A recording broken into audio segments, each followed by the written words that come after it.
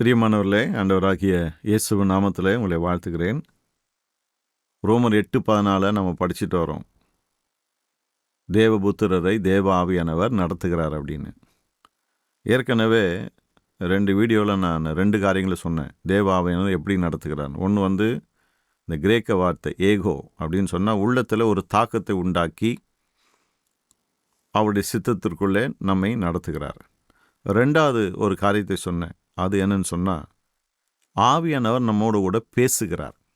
ஒருவேளை அவர் பேசும்போது அந்த சத்தம் காதில் கேட்காம இருக்கலாம், ஆனால் நம்முடைய இதயத்தில் அந்த சத்தம் தெளிவாக கேட்குது. காதில் பேசுனா எப்படி தெளிவு இருக்குதோ அதே ஒரு தெளிவு அவர் உள்ளத்தில் பேசும்போது நமக்கு இருக்கிறது. 3வது இன்றைக்கி கவனிக்க போகிறோம், ஆவியானவர் எப்படி நம்மோடு கூட பேசுகிறார். 3வது என்னன்னு சொன்னால் ஆவியானவர் தீர்க்க தரிசனத்தின் மூலமாக, அந்நிய பாஷை, அதனுடைய வியாக்கியானம், இதன் மூலமாக நம்மோடு கூட பேசுகிறார். Prophecy, tongues and interpretation. மறுபடியும் சொல்கிறேன், தீர்க்க தரிசனம், பிறகு அந்நிய பாஷையை பேசி அதை வியாக்கியானம் பண்ணுவது. அப்போஸ்தலர் 13ஆம் அதிகாரம் முதல் 2 வசனங்களை வாசிக்கிறேன், கவனிங்க.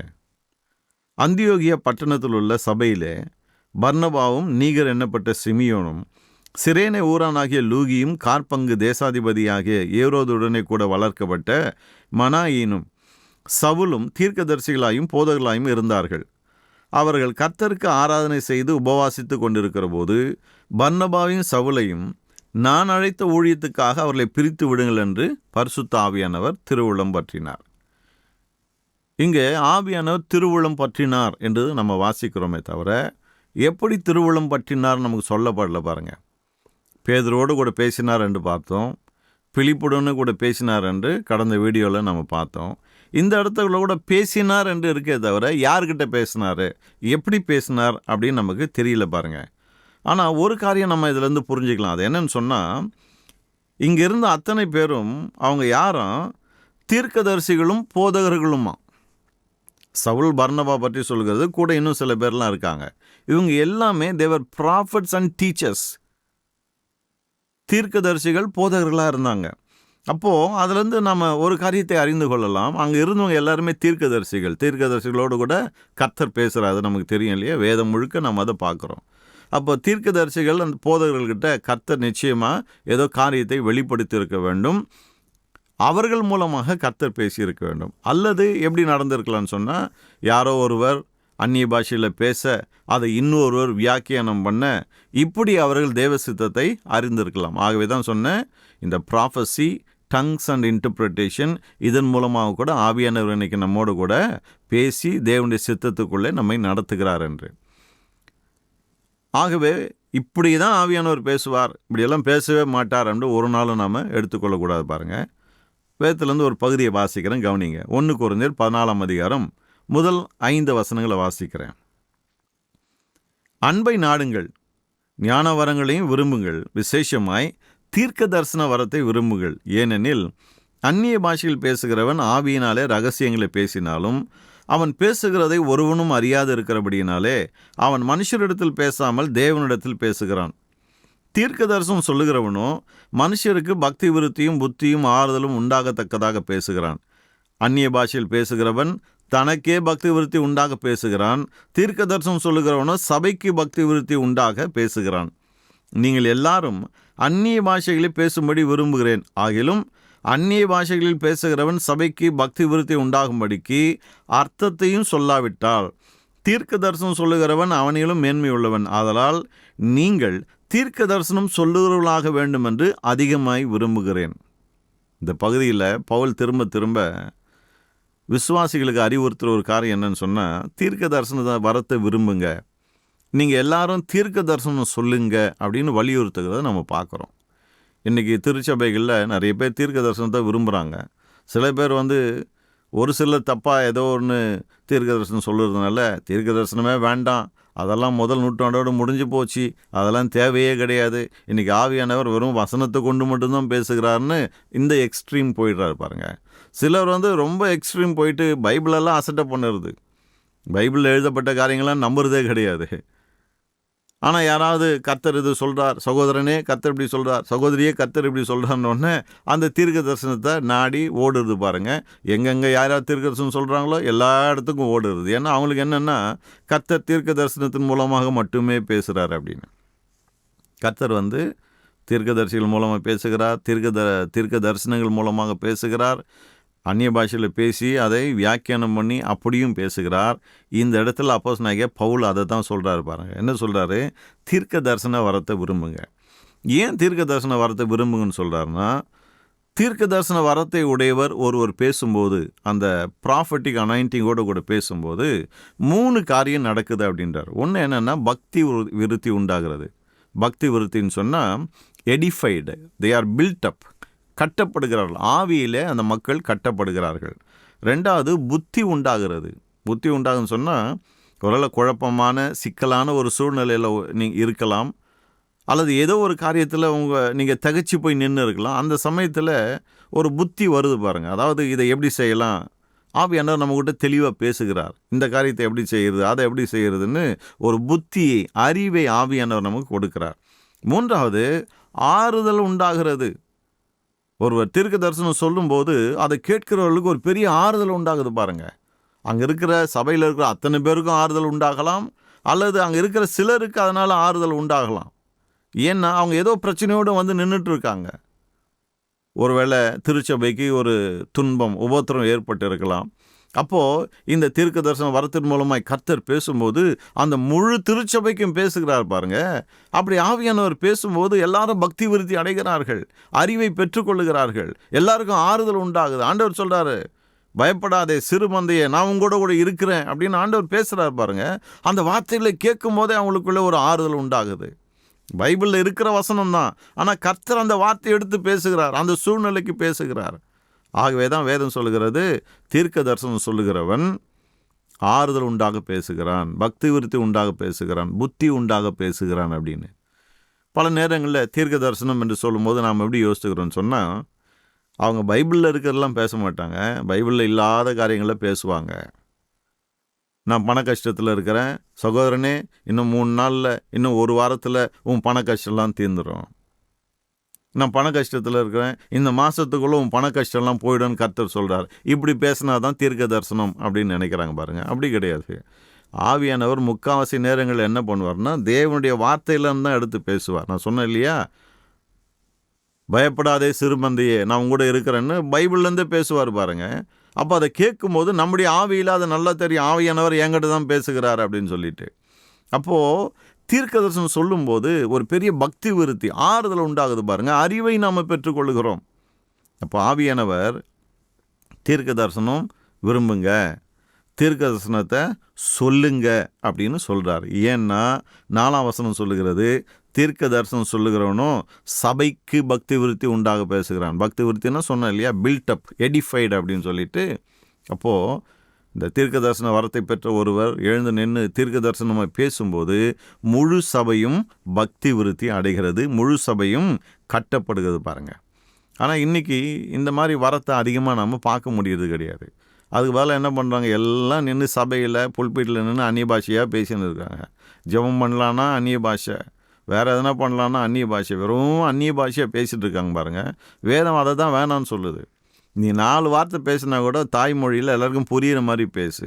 நீ அந்நிய பாஷையில் 10,000 வார்த்தைகளை பேசி என்ன பிரயோஜனம்? யாருக்கும் ஒன்றும் புரிய போகிறது இல்லைல்ல. உனக்கு பக்தி விருத்தி உண்டாகுது. ஏன்னா அந்நிய பாஷையில் பேசுகிறவன் தனக்கே பக்தி விருத்தி உண்டாக்கி கொள்கிறான்னு நீங்கள் சொல்கிறாரு. அப்போ 4 பேர் மத்தியில் சபையில் புல்பீட்டில் நின்று பேசும்போது ரொம்ப கவனமாக இருக்கணும். ஏன்னா அங்கே நின்று நான் எனக்கு மட்டுமே பக்தி விருத்தி உண்டாக்கிக்கிற மாதிரி பேசிட்டு இருக்கக்கூடாது பாருங்கள். முழு சபைக்கும் பக்தி விருத்தி உண்டாகிற மாதிரி பேசணும். அப்போ அதுக்கு என்ன வேணும்? தீர்க்க தரிசன வரம் வேண்டும். அந்த வரத்தை கொண்டு நம்ம பேசும்போது முழு சபையும் பக்தி விருத்தி அடைகிறது. ஆகவே தான் பவுல் சொல்கிறார் பாருங்கள் 5ஆம் வசனத்தில், நீங்கள் தீர்க்க தரிசனம் சொல்லுவர்களாக வேண்டுமென்று அதிகமாய் விரும்புகிறேன். அப்போ பவுலுடைய ஆசை என்ன? ஒரு மனுஷன் அங்கே தீர்க்க தரிசனம் சொல்லும்படி எழுந்து நிற்கும்போது முழு சபையும் ஆசீர்வதிக்கப்படுகிறது, முழு சபையும் ஆறுதல் அடைகிறது. அப்போ பவுல் சொல்கிறாரு, நீங்கள் எல்லாம் நல்லா தீர்க்க தரிசனம் சொல்லணும், அதை நான் ரொம்ப அதிகமாக விரும்புகிறேன். என்ன சபைக்கு வருது எதுக்காக? தேவனுடைய சத்தத்தை கேட்கணும், தேவனுடைய வார்த்தையை கேட்கணும், உள்ளான மனுஷனில் வல்லமையாக பலன் அடையணும், பக்தி விருத்தி அடையணும், கர்த்தருடைய வார்த்தையை கேட்கும்போது ஒரு ஆறுதல் உண்டாகணும். இதுக்கு தானே சபைக்கு வரோம்.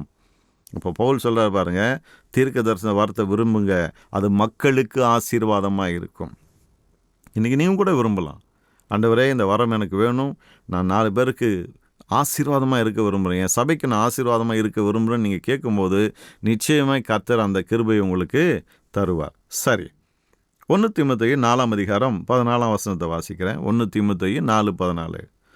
மூப்பராகிய சங்கத்தார் உன்மேல் கைகளை வைத்தபோது தீர்க்க தரிசனத்தினால் உனக்கு அளிக்கப்பட்ட வரத்தை பற்றி அசதியாயிராதே. நீங்கள் நிறைய பேர் தீர்க்க தரிசனத்தை அசட்டை பண்ணுகிறத நம்ம பார்க்குறோம் இல்லையா? ஏன்னா ஒரு சிலர் தப்பாக சொல்கிறாங்க, கர்த்தர் இந்த மாதம் இதை செய்வாருன்றாங்க, அந்த மாதம் ஒன்றுமே நடக்கிறது கிடையாது. இப்படி தான் ஒருத்தர் சொன்னார், இந்த மாதம் இந்த வாக்குத்தத்தம் நிறைவேறும் அப்படின்னாரு. அப்போ அவர்கிட்ட கேட்டேன் நான், சரி இந்த மாதம் இந்த வாக்குத்தத்தம் நிறைவேறலைன்னா என்ன பண்ணுவீங்க அப்படின்னு. இல்லை அடுத்த மாதம் நிறைவேறும் அப்படின்னாரு. அப்போ எதுக்கு இந்த மாத வாக்குத்தத்தம்னு கொடுக்குறீங்க? பொதுவாக சும்மா வாக்குத்தத்தம் சொல்ல வேண்டியது தானே, இந்த மாத வாக்குத்தத்தம். கர்த்தர் இந்த மாத வாக்குத்தத்தம் கொடுத்துட்டு அதை அடுத்த மாதம் அதுக்கு அடுத்த மாதம் நிறைவேற்றுவாரா? இந்த மாதம்னா இந்த மாதம். ஆனால் இவங்க அதை எப்படி எடுத்துக்கிறாங்க பாருங்கள், இந்த மாதம் நாங்கள் சொல்லுவோம், அது அடுத்த மாதம் நடக்கலாம், அதுக்கு அடுத்த மாதம் நடக்கலாம், எப்போ வேணால் நடக்கலான்னு. அப்போ எதுக்கு இந்த மாத வாக்குத்தத்தம்னு சொல்லணும்? விளங்குறதில்ல பாருங்கள். ஆகவே தான் அருமையானவர்களே, சில காரியங்களை நம்பி நாம் ஏமாந்து போகக்கூடாது. தீர்க்க தரிசனம் நல்லது, ஆனால் இந்த மாதிரியெல்லாம் எதையாவது சொல்லிட்டு போயிட்டு அதன் அடிப்படையில் நம்ம வாழ்க்கையை நாம் அமைச்சிக்க பார்த்தோன்னு சொன்னால் நமக்கு ஏமாற்றம் தான் மிஞ்சும், கண்ணீர் தான் மிஞ்சும். பாருங்கள், இங்கே என்ன சொல்கிறார் அப்போஸ்தலனாகிய பவுல், தீர்க்க தரிசனத்தினால் உனக்கு அளிக்கப்பட்ட வரத்தை பற்றி அசதியாக இராதே. அப்போது தீமோத்தேயு ஊழியத்துக்கு அழைக்கப்பட்ட போது பவுல், மூப்பராகிய சங்கத்தார் இவங்கெல்லாம் தீமோத்தேயு மேலே கைகளை வைத்து ஜெபம் பண்ணியிருக்கிறாங்க, ஊழியத்துக்கு டெடிகேட் பண்ணியிருக்காங்க. அப்படி டெடிகேட் பண்ணும்போது தீர்க்க தரிசனம் வந்திருக்கிறது தீமோத்தேயுவை குறித்து. அதை தான் சொல்கிறார், தீர்க்க தரிசனத்தினால் உனக்கு அளிக்கப்பட்ட வரம் அப்படின்னு சொல்லிட்டு. அப்போது ஆண்டவர் அங்கே தீர்க்க தரிசனமாய் சில காரியங்களை தீமோத்தேயு குறித்து பேசுகிறார். அப்போ சொல்கிறார், தீமோத்தேயுவே இந்த வரத்தை நான் உனக்கு தருகிறேன், ஊழியத்துக்கு இந்த வரம் உனக்கு வேணும்பா, ஆகவே இந்த வரத்தை நான் உனக்கு கொடுக்குறேன்னு கர்த்தர் தீர்க்க தரிசனமாக அங்கே சொல்கிறார் பாருங்கள். அதை தான் பவுல் இங்கே சொல்கிறார், தீர்க்க தரிசனத்தினால் உனக்கு அளிக்கப்பட்ட வரத்தை பற்றி அசதியாய் இராதே அப்படின்னு சொல்லிட்டு. அப்போ அருமையானவர்களே, கர்த்தர் இன்றைக்கும் தீர்க்க தரிசனங்கள் மூலமாக, அந்த வரத்தின் மூலமாக நம்மோடு கூட பேசுகிறார், நமக்கு வழி காட்டுகிறார். அதை இல்லைன்னு நாம் மறுக்க முடியாது. ஏதோ ஒரு சிலர் தப்பாக எதையோ ஒன்று சொல்கிறாங்க, தீர்க்க தரிசனம்னு சொல்கிறாங்க, அதனால் வேண்டி கர்த்தர் மெய்யாகவே தீர்க்க தரிசனத்தின் மூலமாக நம்மோடு கூட பேசும்போது அதை நம்ம அசட்டை பண்ணக்கூடாது பாருங்கள். ஆகவே தான் 1 தெசலோனிக்கேயர் 5ஆம் அதிகாரத்தில் அப்போஸ்தலனாகிய பவுல் ரொம்ப அழகாக எழுதுகிறாரு. என்ன சொல்கிறாரு? ஆவியை அவித்து போடாதிருங்கள், தீர்க்க தரிசனங்களை அற்பமாக எண்ணாதிருங்கள். நல்லா கவனிங்க, ஆவியை அவிக்காதீங்கன்றார். ஆவியான கிரியை செய்கிறார். தீர்க்க தரிசனம் என்பது மனுஷனால் வருது கிடையாது, மனுஷன் மூலமாக வருது கிடையாது. ஆவியானவர் அங்கே கிரியை செஞ்சால் தான் தீர்க்க தரிசனம் வரமே வேலை செய்ய முடியும் பாருங்கள். அப்போ ஆவியை அவித்து போடாதீங்க, அவர் கிரியை செய்யும்போது அதை அசட்டை பண்ணாதீங்கன்றாரு. அப்புறம் தீர்க்க தரிசனங்களை அற்பமாக எண்ணாதிருங்கள். தீர்க்க தரிசனத்தை தலைமையில் தூக்கி வச்சுட்டு ஆடாதீங்க, அதே சமயத்தில் காலுங்கீழே போட்டும் மிதிக்காதீங்க, அதற்குரிய இடத்தை கொடுத்தா போதும். அப்புறம் 21 என்ன சொல்கிறார் பாருங்கள், எல்லாவற்றையும் சோதித்து பார்த்து நலமானதை பிடித்து கொள்ளுங்கள். ஏதோ ஒருத்தர் கர்த்தர் சொல்கிறார் அப்படின்னு சொன்ன உடனே, ஓ கர்த்தரே சொல்லிட்டாரு, ஐயா சொல்லிட்டாரு, கர்த்தர் சொல்லிட்டாரு, அப்படியே தூக்கி மனசுக்குள்ளே வச்சுக்காதீங்க. பவுல் சொல்கிறாரு, எல்லாவற்றையும் சோதித்து பாருங்கள். இப்போ திடீர்னு நான் உங்ககிட்ட வரேன், பிரதர் கர்த்தர் உங்களை குறித்து இந்த காரியத்தை சொல்கிறாருன்னு எதோ ஒன்று சொல்கிறேன்னு வச்சுங்க, அதை கேட்டவுடனே நீங்கள் பயந்துடுறீங்க, நடிங்கிற, ஐயோ ஆண்டவர்னா இந்த மாதிரி சொல்லிட்டாரு அப்படின்னு. பயப்படவே தேவையில்லை. ஏன்னா நான் 1000 சொல்லலாம், கர்த்தர் உங்ககிட்ட சொல்ல சொன்னார், இது உங்கள் வாழ்க்கையில் நடக்க போகுதுன்னு. ஆனால் அந்த காரியங்கள் தேவனுடைய வார்த்தைக்கு ஒத்திருக்கான்னு பாருங்கள், ரொம்ப முக்கியம் அது. இன்னொரு உதாரணம் புரிகிற மாதிரி சொல்கிறேன் பாருங்கள். ரட்சிக்கப்பட்ட உங்கள் மகனுக்கு வரன் பார்த்துட்டு இருக்கீங்க, ஒருத்தர் ரட்சிக்கப்படாத ஒரு பெண்ணை கொண்டு வராரு. இந்த வரன் ஓகே, கர்த்தர் இதுக்கு ஓகே சொல்கிறாரு, இந்த பெண்ணை கல்யாணம் பண்ணி வைக்கலாம், 2 பேரும் நல்லா இருப்பாங்கன்னு கர்த்தர் சொல்லுகிறார் அப்படின்னு சொன்னார்னு வச்சுங்க. அந்நிய நுகத்தில் அவிசுவாசியுடன் பிணைக்கப்படாது இருப்பீர்களாக, இதுதான் தேவனுடைய வார்த்தை. அப்போ இவர் இந்த பிள்ளை ரட்சிக்கப்படலாம் கூட பரவாயில்ல, கர்த்தர் கல்யாணம் பண்ணி வைக்க சொல்கிறார் அப்படின்னு சொன்னால், அதுதான் ஆவியானவர் நமக்கு உள்ளத்தில் உணர்த்துது. வசனத்தோடு கூட ஒத்து போகுதா பாருங்கள். வசனத்தோடு ஒத்து போகலைன்னா அதை ரிஜெக்ட் பண்ணுங்க. அவர் சொல்லலாம், ஆவியானவர் சொல்லிட்டார் பிரதர் நீங்கள் பண்ணலான்னு. இல்லை, ஆவியானவர் வசனத்துக்கு முரண்பாடை ஒரு காலம் பேசவே மாட்டார். ஆமேன். உங்களுக்கு புரிஞ்சிருக்கும்னு நினைக்கிறேன். அப்போ ஆவியானவர் பாருங்கள் எவ்வளோ நல்லவர். நமக்குள்ளே அந்த அர்ஜிங்கை கொடுக்கிறார், நமக்குள்ளே ஒரு இன்ஃப்ளூயன்ஸை கொண்டு வருகிறார். ஆவியானவர் அவருடைய சத்தத்தை நம்முடைய இதயத்தில் கேட்கிற விதமாய் நம்மோடு கூட பேசுகிறார். அடுத்தது எப்படி பேசுகிறார்? தீர்க்க தரிசனங்கள், அந்நிய பாஷைகள் வியாக்கியானம் பண்ணுகிறது. இதன் மூலமாக கூட ஆவியானவர் நம்மோடு கூட பேசுகிறார். இதெல்லாம் வாழ்க்கையில் நீங்கள் ஏற்கனவே அனுபவிச்சிருக்கலாம். அனுபவிக்கலைன்னா ஆண்டவரே இதெல்லாம் எனக்கு வேணும்னு கேட்காதீங்க. கர்த்தர் எப்போ விருப்பமோ அப்படி அவர் விரும்புகிற விதத்தில் உங்களோடு கூட பேசுவார், உங்களை வழிநடத்துவார். ஆமென். God bless you.